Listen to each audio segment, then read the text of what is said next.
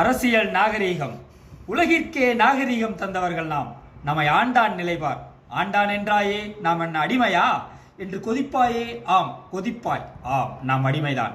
இன்றல்ல நேற்றல்ல இன்னும் பென்சில் 13ஆம் நூறு தொட்டு பல ஆண்டான் அடிமைதான் நாம். விசயநகரத்தான் வந்தான், பின்னாலே வெள்ளைக்காரன் வந்தான். இவன் இருவர் சமர் மற்றும் சமர்மானம் கொண்டு நுழைந்தான்.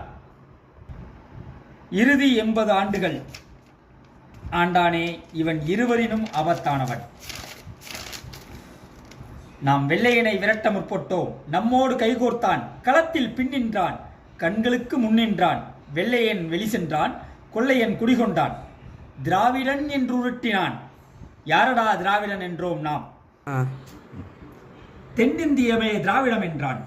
ஆந்திரன் போடா நான் தெலுங்கன் என்றான்.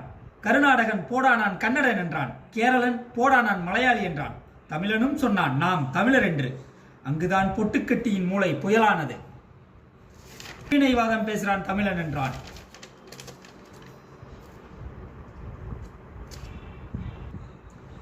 கூறக்கொடுமை என்னவென்றால் பிரிவினைவாதி என்றவனில் 90 விழுக்காடு தமிழனே. சரி தொலையட்டும், தலைப்பே மாறிற்று. நாம் பேசுவது ஆண்டான் நாகரிகம். கன்னடன் அணை கட்டினான், மலையாளி அணை கட்டினான், ஆந்திரன் அணை கட்டினான், கட்டுமரம் அணை கட்டினான், சீச்சி 3 பொண்டாட்டி கட்டினான்.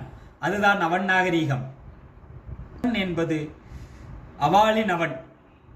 ஓங்கோல் நாகரிகம் இன்னும் ஒஸ்தி. ஸ்டார்ட் பண்ணியா? லட்சியத்தை சுமப்பவனை லட்சுமிகளை வைத்து தடுப்பான். நன்றி.